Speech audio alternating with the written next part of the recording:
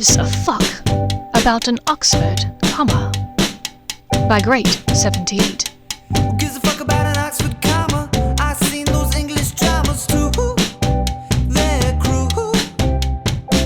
So if there's any other way to spell the word, it's fine with me. With me. Chapter 34. Good Riddance. Still Sunday, November 7th, 1999. Just outside the Master Suite. Lanecliff Estate, Swansea, Wales. Harry.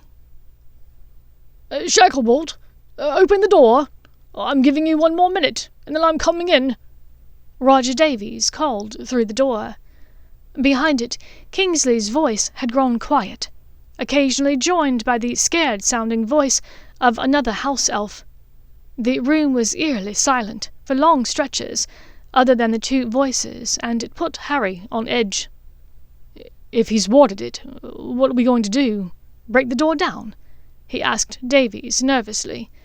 They had practiced this in training, of course, but putting that training to use in the real world was an entirely new kettle of fish. Davies grimaced. If we have to. Maybe the elf will open the door. Ron tried, but Harry doubted it. If Kingsley was telling the elf to stay put, the elf would not move. Davies placed his ear against the door, and Harry did the same. There was a faint clicking sound, and the two wizards exchanged befuddled looks. What was that? Harry mouthed. Davies shook his head slightly to indicate that he didn't know. Then a loud bang, like a firework, sounded behind the door. Ron and Roger looked confused, but Theo met Harry's eyes. Both of them had seen Muggle films before, and recognized the sound. I think that was a gunshot, Harry said hurriedly. Hello, Homora! Roger shouted. His wand pointed at the door.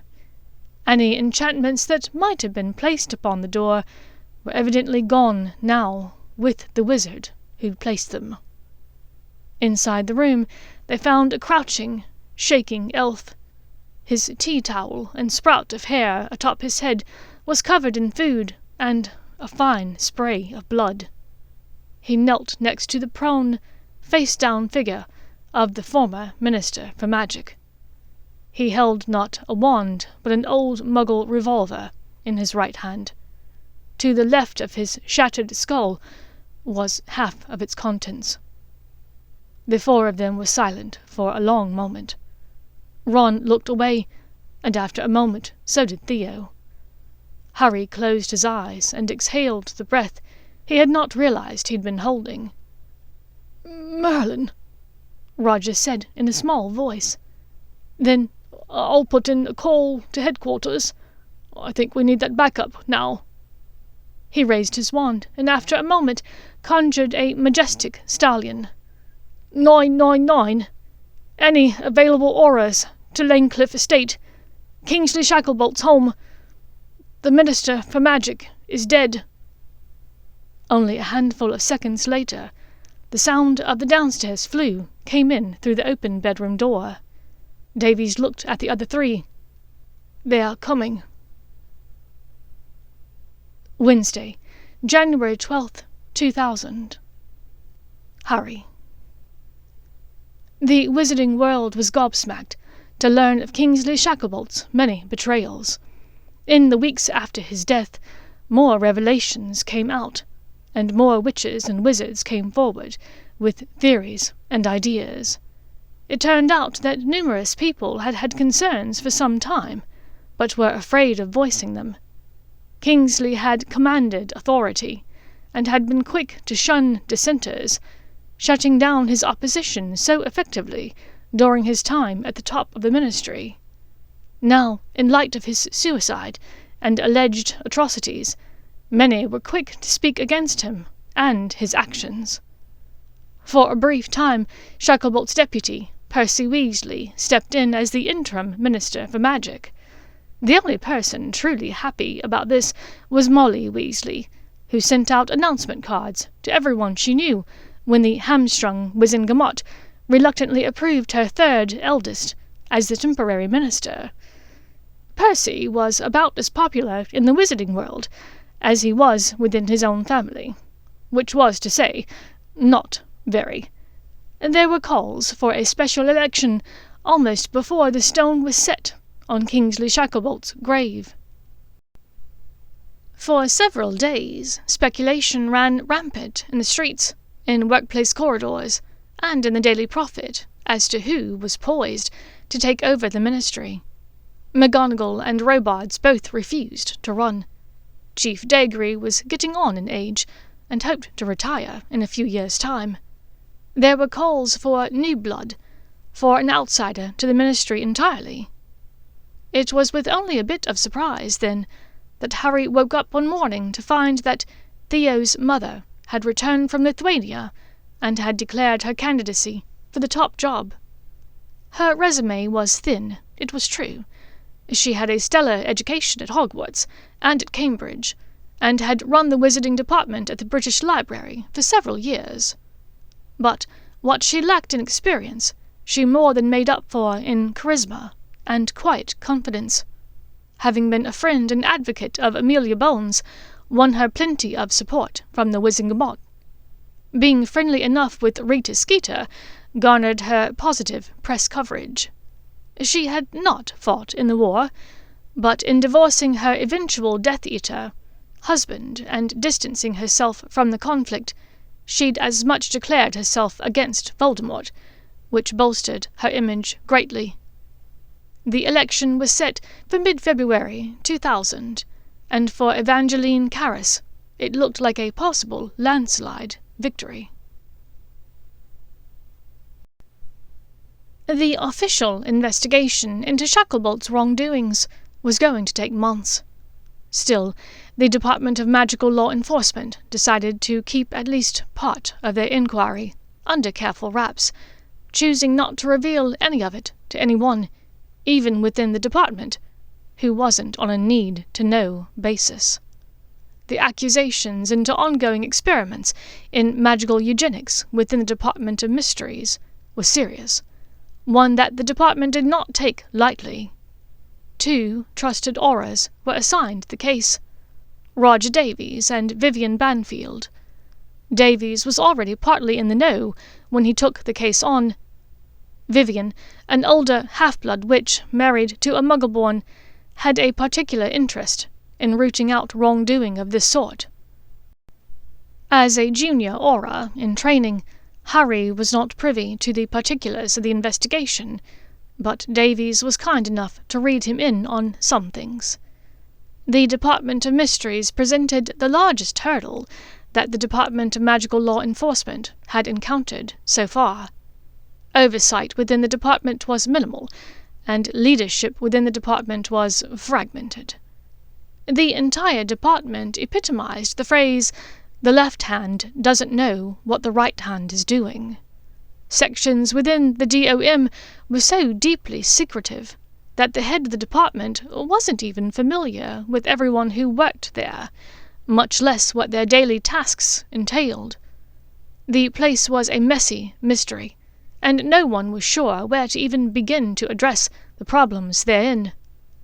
Gawain Robards had opened up a new investigation into the murder of Amelia Bones, as well as the case of Dirk Cresswell. It seemed very possible that Kingsley had in fact committed the first murder. It was unclear exactly how he was related to Cresswell's death. Perhaps that would always remain a mystery, Harry thought sadly, thinking back to that time in the tent when he and Ron and Hermione had been on the run in their search for Horcruxes. Listening to Dirk and Ted and Dean and the goblins talk that night had given them all so much hope, however brief. Knowing that Kingsley had possibly played a part in the man's death infuriated and sickened Harry.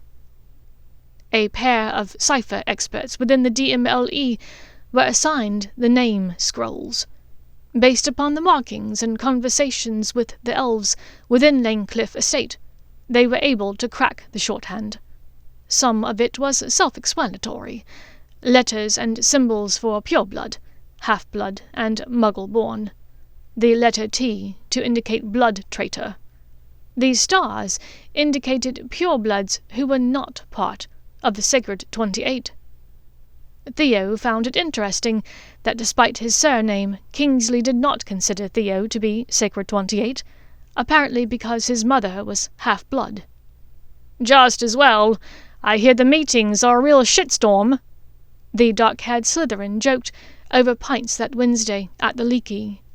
Oxford had not yet restarted for the Hilary term, and Theo had offered his services as wingman to Harry, who was on the pull. Harry laughed, taking a giant swig of his Guinness. "Lucky me. I never needed to find out. Pretty sure my ancestors legged it out of there a long time ago." "Did they have any luck figuring out the other symbols, then?" Theo asked.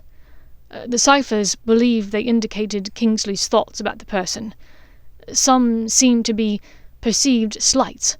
Others were things the individual had done that went either for or against them, apparently depending upon how Kingsley felt at the moment.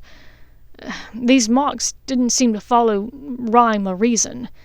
He had as many marks next to the name Garrick Ollivander as he did his assistant, Percy Weasley. He saw Percy nearly every day, but by all accounts he'd only spoken to Mr. Ollivander a handful of times in his whole life. Theo shook his head, blowing out a low whistle. "Mental." "Quite," Harry agreed. Theo smiled lazily, then jutted his head towards the bar. "How about her?"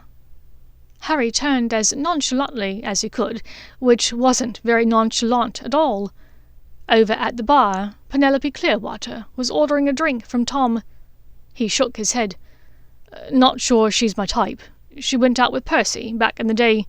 If that's what she likes, I'm not sure she and I will get along." The other wizard stretched and laced his fingers together behind his head. "You've shot down just about every broad I've pointed out, Potty." Harry laughed. "What? I can't afford to be choosy? What's the point of being the chosen one, if I can't be a little selective?" "There's selective, and there's whatever this is. Celibate, I think it's called. Not sure. I'm not very familiar," Theo drawled. The former Gryffindor rolled his eyes. "I'm not sure tonight's the night. Maybe we can try again, a different time." "Potter?" "Harry? Are you sure you're ready to give up?" Theo's blue eyes stared hard into his. "Are you sure you aren't just looking for something else?" No, I'm not sure," Harry said, breaking off his gaze. "I'm really not sure what I'm looking for. I don't think I'm ready for whatever it is you're suggesting." "I'm not necessarily suggesting anything," Theo pointed out. Harry nodded, not meeting his eyes. He took another long draw of his Guinness.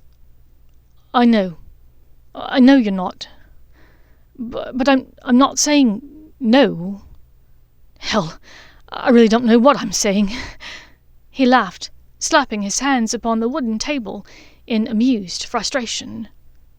Theo reached across the table, letting his own hands rest next to the other wizard's. Their fingers brushed each other's lightly. "Not saying no. That's something, though, right?" the man asked tentatively, his blue eyes kind in the dim pub light. Harry shook his head, but couldn't help his smile. "It's something. Maybe. And I don't know. Maybe I'd like to find out." Theo dropped his hands below the table, resting one of them on Harry's knee, before he ran his fingers lightly up the man's trouser leg, along the curve of his outer thigh. Harry flushed pink, his smile a little wider now. "You know, the Black House had a very interesting drawing room and kitchen, but I'm sure there's a lot more to the house. I'd love to come visit again sometime. Maybe take a tour." The scar-headed wizard inhaled a deep breath, then nodded. Yes, any time is fine. How about now? Theo licked his lips. Harry nodded, and Theo tossed a small pile of galleons on the table. Once outside the back door and into Diagon Alley, the two wizards walked side by side in silence until they reached a tiny alley next to the closed Aelap's Owl Emporium. Harry turned in quickly, and Theo followed. Shrouded in half-darkness now, Harry reached out a tentative hand to Theo's bicep, squeezing lightly. Theo's hands came up to the other wizard's waist, pulling him ever so slightly closer. As though almost curious, Harry tilted his head just a bit and leaned forward. Theo's strong hands came up to Harry's back, running his fingers through the black hair at the nape of Harry's neck, holding him tenderly, tightly. Harry's eyes fluttered closed as he sighed the tiniest sigh of contentment. Perhaps Jenny was right. Perhaps it wasn't such a bad thing to live a little. He didn't need to make decisions about the future today, or tomorrow, or even this year. For right now, tonight, he was happy, and that was enough. He twisted on the spot, holding fast to Theo, as they landed on the stoop of 12 Grimmauld Place. Theo pulled back, his blue eyes full of bright promise, smiling broadly at him. Yes, Harry decided. For right now, this was more than enough. June 1st, 2000. Peckwater Flat 307, Christchurch College, Oxford, England. Hermione. Predictably, Hermione's grades had risen as soon as Shacklebolt's interference was revealed to her instructors. In December of 1999, she finished the Michaelmas term with near-perfect coursework and examinations, and her success had continued into the new year with the Hilary and Trinity terms as well. Classes these days were a bit smaller, well, not by much, but to Draco and Hermione the differences were quite noticeable. Amelia Bennet had been suspended for behaviour unbecoming of a student, pending an investigation. Though there was no way to prove what she'd done, word spread quickly, and within a week of her suspension, Hermione learned that Amelia had withdrawn from the school in disgrace. Auras paid a visit to the Perkins residence, but Harry and Ron were told nothing of what, if anything, was found. Jason Coleridge did not come to classes the Monday after.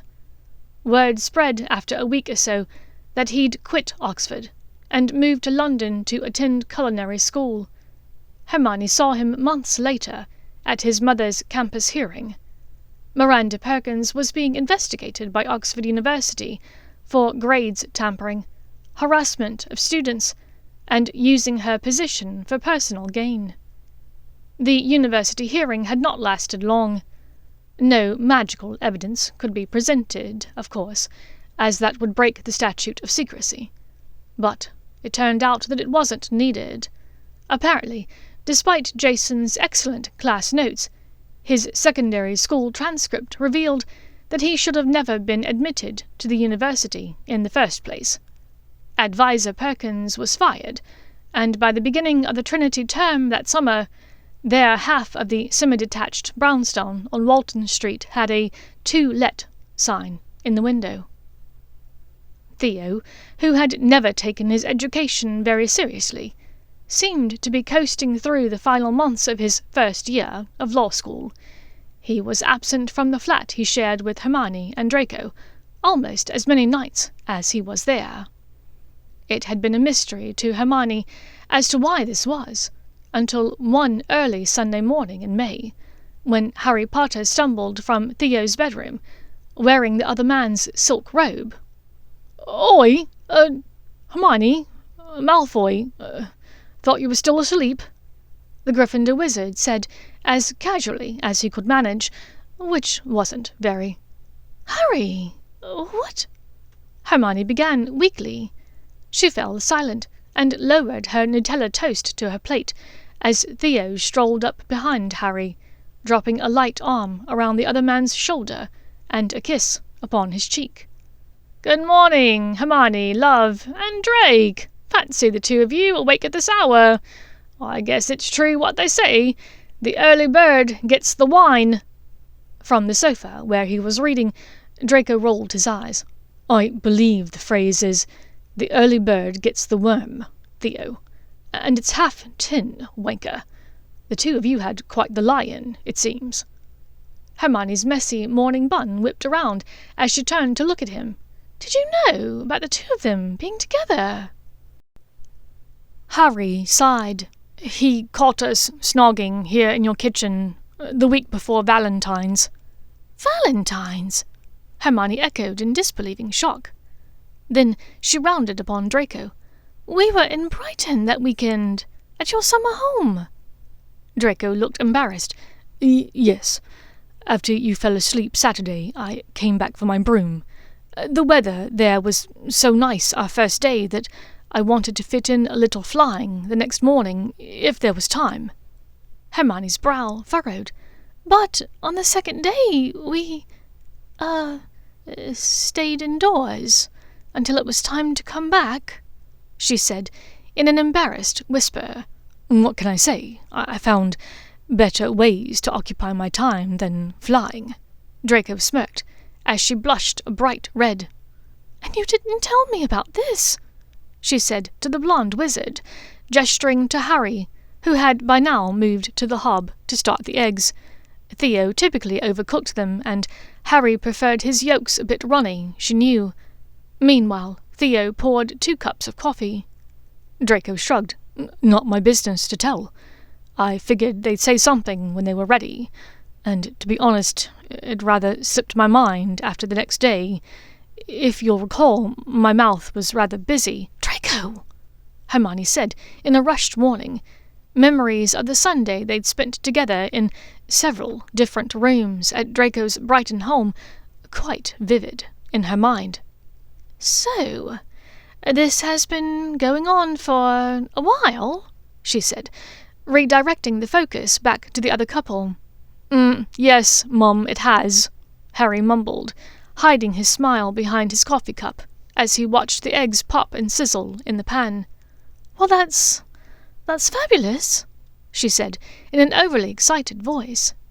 "Go on and say it, Miney. You're shocked," the scar-headed wizard said, focusing hard on the pan now to avoid looking his friend in the eye. "You didn't expect this?" "No, I didn't. But I'm happy for you, Harry. Happy for you both," she said reassuringly. "Does Ginny know?" Harry sighed, tipping 4 perfectly cooked eggs onto a single plate, and summoning 2 forks from the drawer. Theo met him at the table, levitating 4 slices of toast in front of him with his wand. "Unfortunately, she heard it from Ron." "Ron knows!" Hermione nearly yelled in disbelief, dropping her Nutella toast so quickly that it missed the plate and fell to the floor. Crookshanks pounced upon it before his witch could lift her wand to vanish the mess, and turned sullen green eyes on Hermione when she did vanish it from between his gnashing jaws. "Sorry, Crooksy, you can't eat Nutella. I'll find you some tuna in a moment. First, I need the two of you to tell me how Ron found out before me." Theo smirked. "He caught us in the loo at the leaky. Only kissing," he added quickly at both Hermione and Draco's amused expressions. "And probably gave him flashbacks of his own experiences." Draco smirked, to the wide-eyed confusion of the other 3. "Oh, did he not put that part in his report?" "Put what in his report?" Harry asked, ignoring his eggs entirely now. You know what? It was nothing," Draco said, turning back to his book. "Leave me alone. I'm trying to read." The other 3 looked at each other in shared confuzzlement for a moment before moving on. "So, was Ginny upset?" Hermione asked in commiseration. Harry drained his coffee cup and summoned the pot for a refill. She was a bit surprised at first, but... At this, he looked at the other wizard with a lopsided grin. She's pretty much gotten over it now. Theo laughed to himself. That's one way of putting it. In any case, she seemed more than fine with it a few nights ago. Which reminds me, any chance the two of you are leaving town for Draco's birthday this weekend? Oh, yes. I thought we might head to Edinburgh for the weekend. There's an art exhibit opening there this weekend. Excellent. Please don't come back early, Theo said cheerily. Hermione frowned. What? Don't ask why, Harry interrupted, turning pink. I don't understand, she faltered. I believe the Weaselette plans to join this hapless duo for the weekend, and they'd like some privacy, Draco said from behind his book. What? Wait. Join you for what? Harry mumbled, Please just drop it, Miney, at the same time that Theo said, Hermione, love, I've told you numerous times that you're welcome to pop in when I'm entertaining. Ouch, Drake, there's no need for that, Theo exclaimed, rubbing his elbow where his oldest friend had just zapped him with a stinging jinx. Draco raised an eyebrow at the other wizard over the top of his book as he repocketed his wand. There is every need, Theo, when you insist upon inviting my girlfriend to your orgies, particularly when they include 2 of her 3 oldest friends. October 10th, 2000. Peckwater Flat 307, Christchurch College, Oxford, England. Draco. Summering in Brighton had been precisely what Granger needed, Draco knew. The warm, breezy days were spent reading and frolicking on the beach. Her nights were spent in his arms. She had tanned a lovely, even colour that contrasted heavily with his pink sunburn, but she was happy to slather him with lotions that kept the damage at bay. Now back at Oxford, they found themselves once again assigned to the shared 2-bedroom flat, only this time it would be just the 2 of them. Theo, despite having only 4 in EWTs, had applied to the Junior Aura training program, and had been accepted. Though some wondered if his familial relationship with the newly elected Minister for Magic had anything to do with it, it turned out that the wizard had gotten in on his own merits. Only 2 months into the program, Theo was thoroughly enjoying himself. He had a natural proclivity towards thinking 2 steps ahead, which served him well. He had moved into 12 Grimmauld Place, much to the delight of both Harry and Creature. Even Franklin had begrudgingly given his blessing to the man, and had begun to make amends with his father, Creature.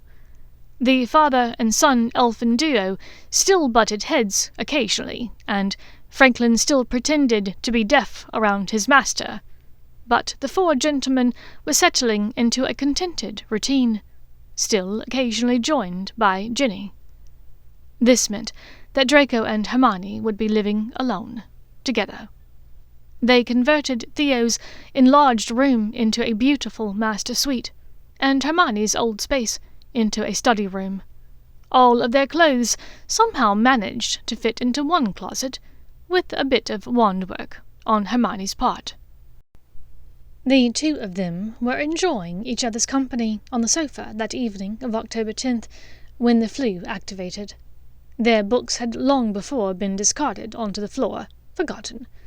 Quills had been unceremoniously dropped to the coffee table, as Draco delighted in finding other uses for his fingers at the moment, uses that Hermione was thoroughly enjoying. Suddenly, striding through the green flames was Ronald Weasley. Granger sat up quickly, shoving Draco from between her legs. The wizard thudded to the floor as the witch rolled to her side, quickly yanking up her knickers and buttoning her blouse. Draco took his time closing his trousers, after exchanging a murderous glare with the weasel. "Oh, gods, sorry, you 2.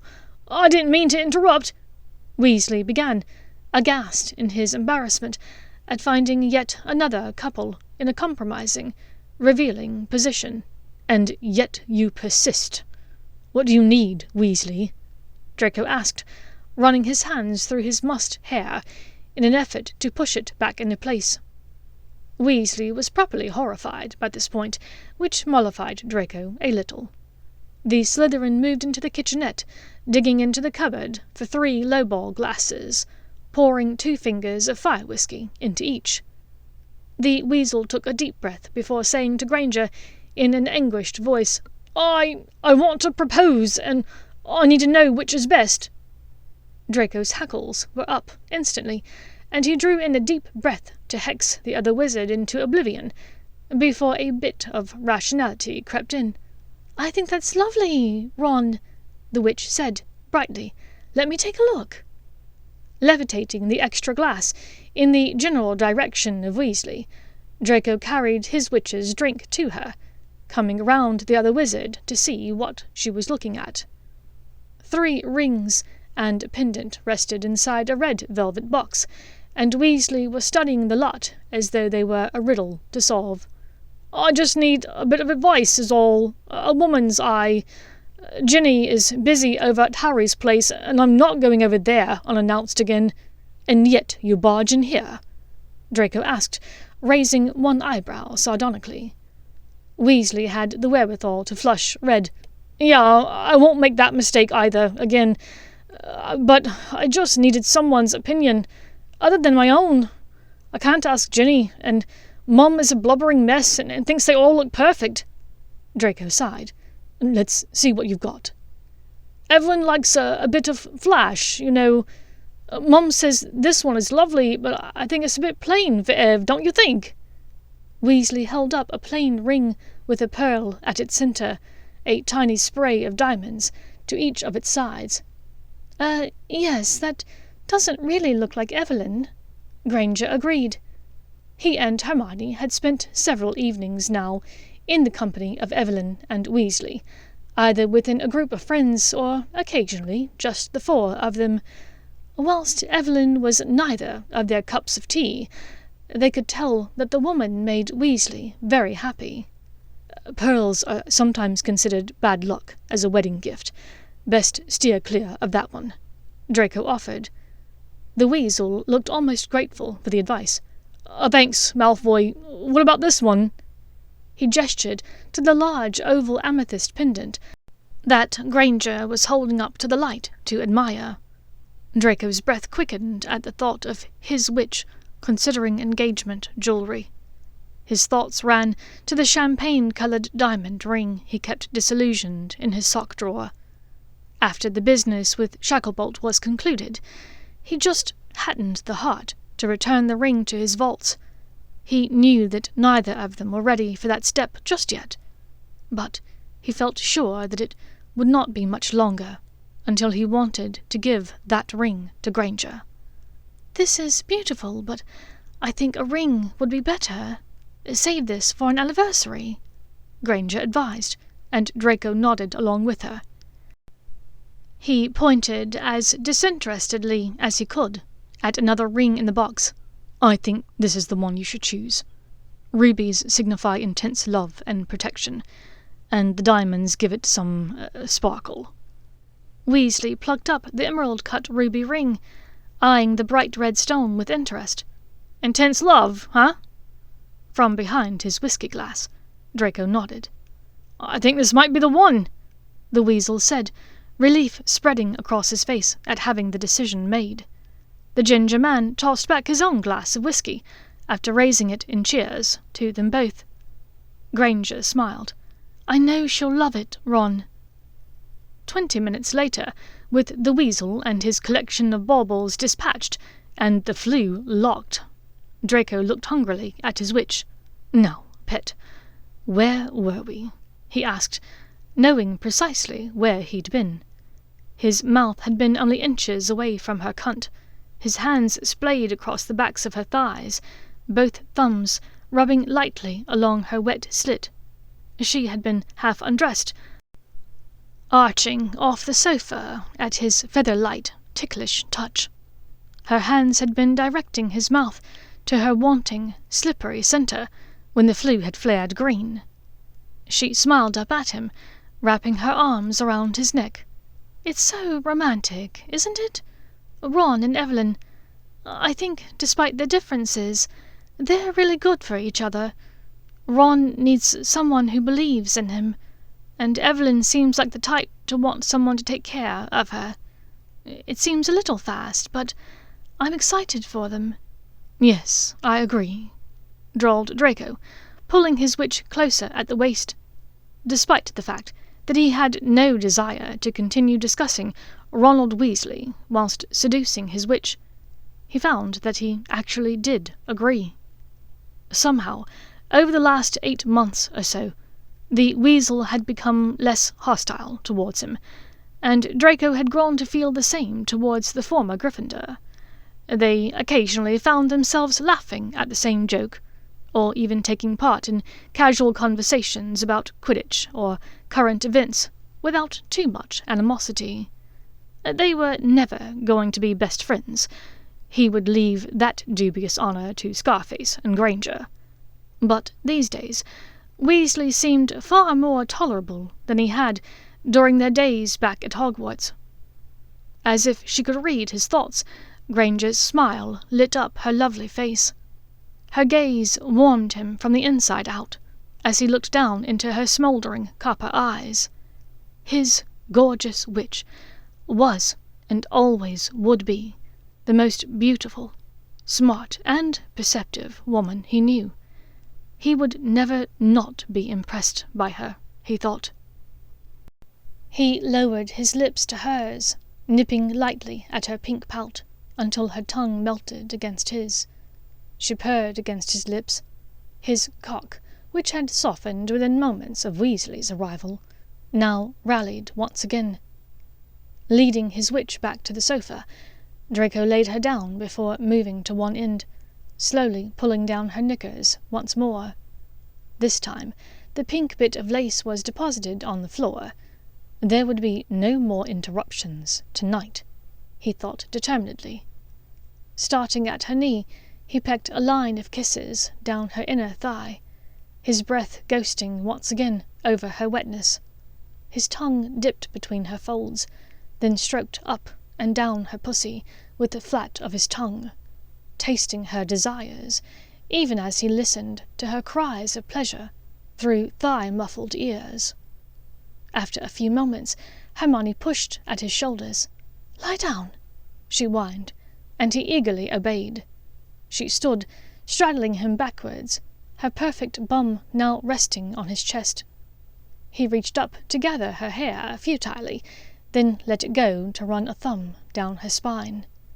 She arched her back at the sensation, and his hands moved further down to massage the round curves of her ass, breathless at her beauty.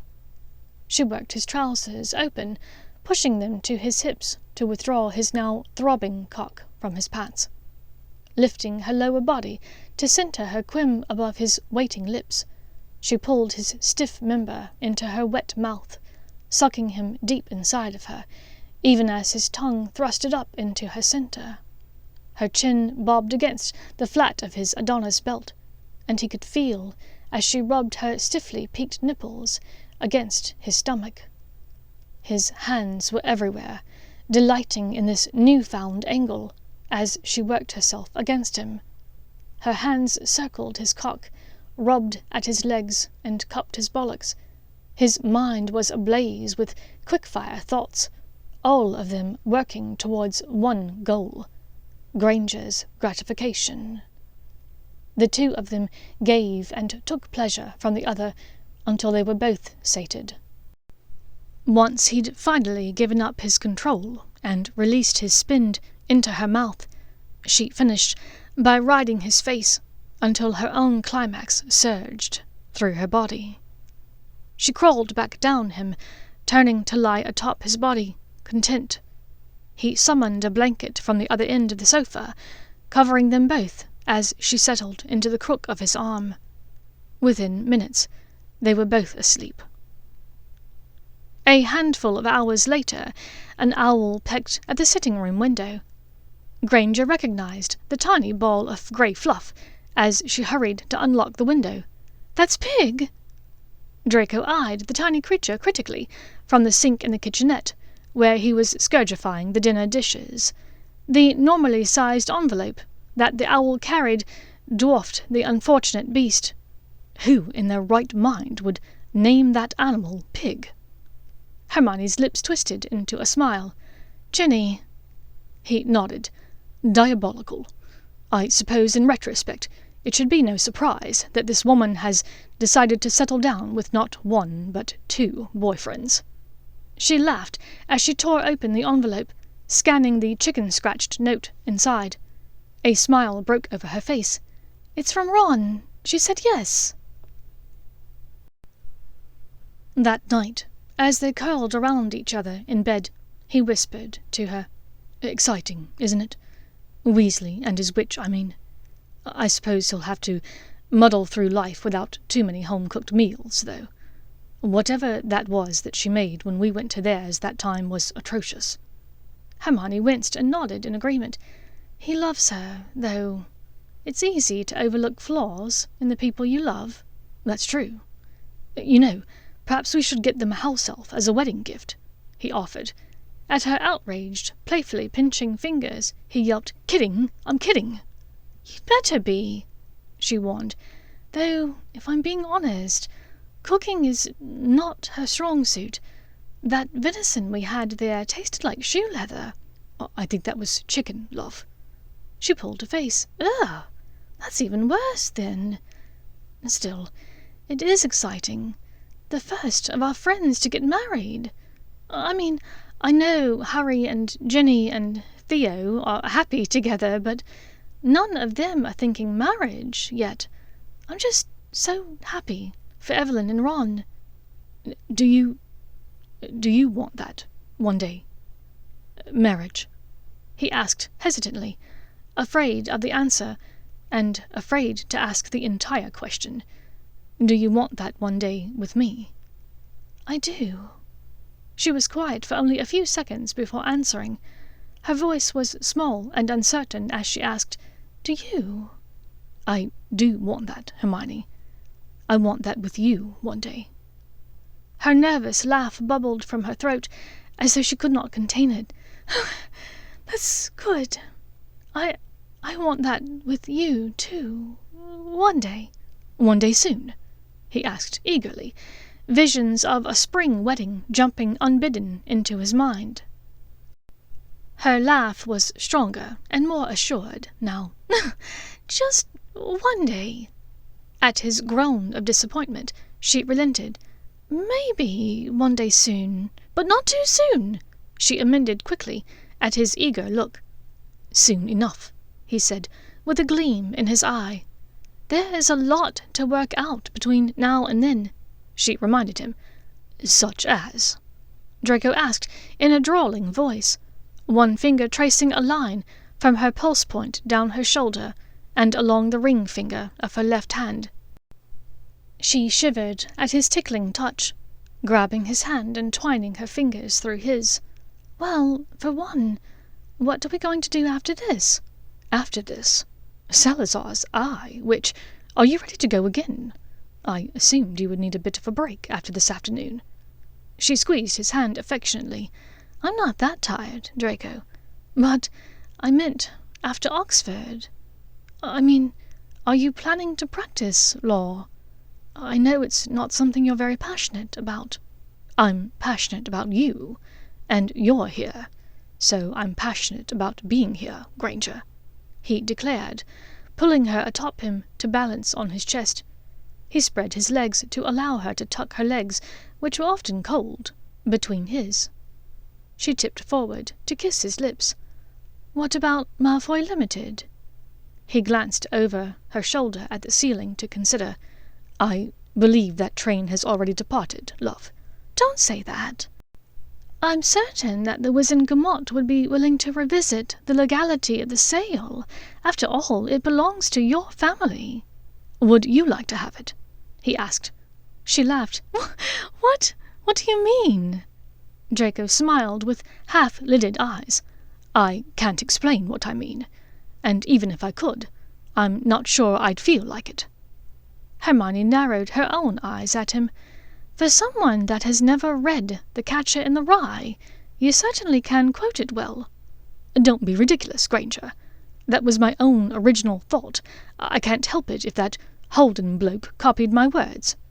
She rolled her eyes. "So, what about Malfoy Limited?" "I'll fight for it if you want it, Granger," he sighed. "But I won't do it for myself.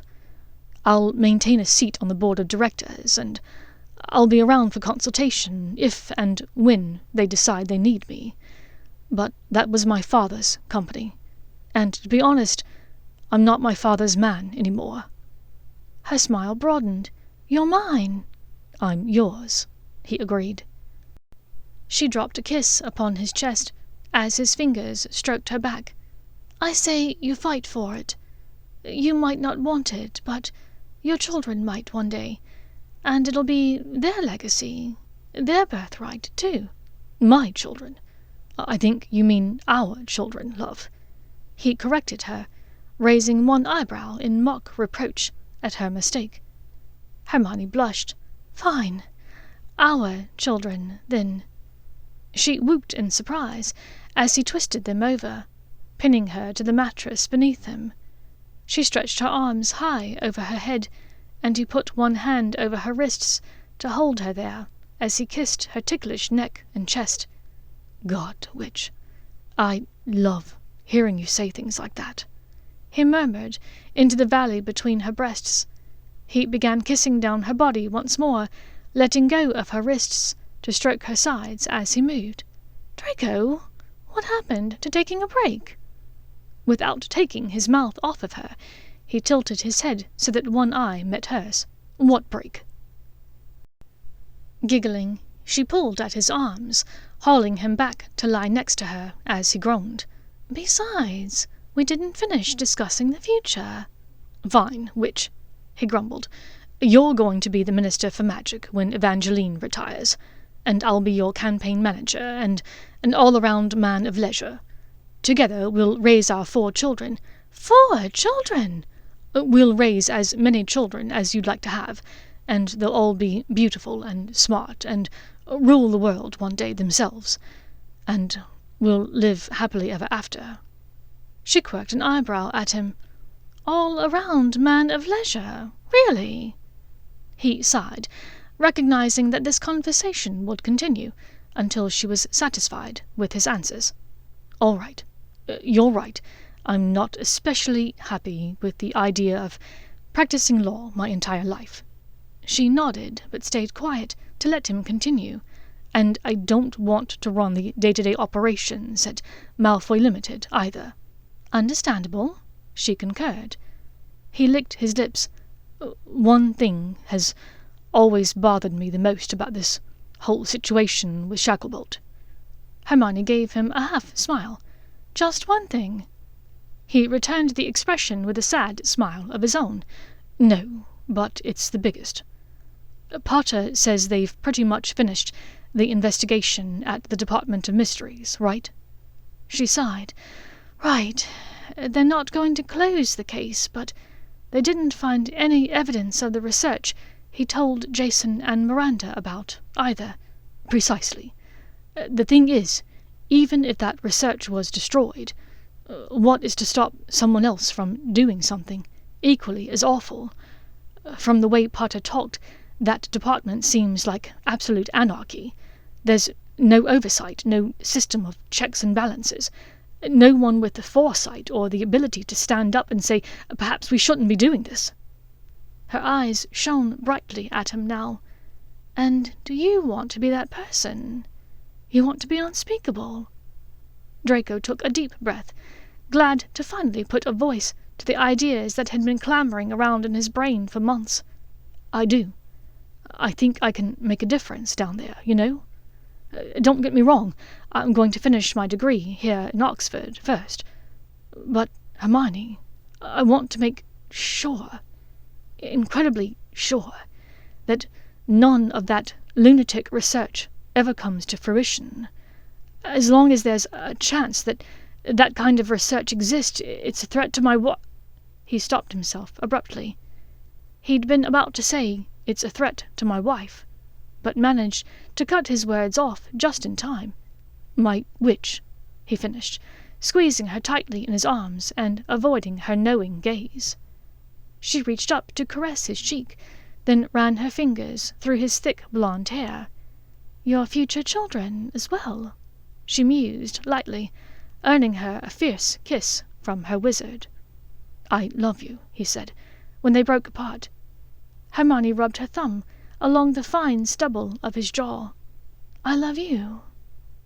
Draco kissed her once more, and Hermione deepened the kiss, pulling him against her. In a matter of minutes, he was moving inside of her, his silver eyes making silent but certain promises to her for the future, for their lives together. One beautiful spring or autumn day next year, or the year after, he would remove the disillusionment charm from that ring in his sock drawer and get down on one knee in front of her. Someday, years in the future, he was certain that he and their children would watch as his witch was sworn in as Minister for Magic. He and Hermione would go to the weddings and housewarmings and baby-naming ceremonies for friends, and their friends would do the same for them. Draco would take care of anything for her, do everything he could to protect her, go wherever she asked, be all she'd ever want. Hermione would do the same for him. Through it all, they would be each other's catcher in the rye. Together they would reach for that golden ring. They would grasp it, hold it tightly, and never let it go.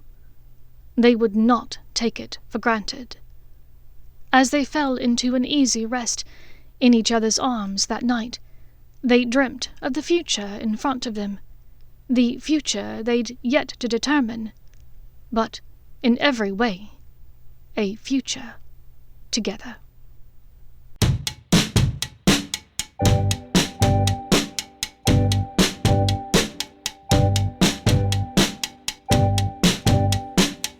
Gives a fuck about an Oxford comma. I seen those English dramas too. They're cruel. Thank you for listening to Who Gives a Fuck About an Oxford Comma by Great78. If you enjoyed the story and would like to listen to more, please follow me on Spotify or wherever you get your podcasts by searching for Silver and Copper. Or you can find me under Great78 on Archive of Our Own.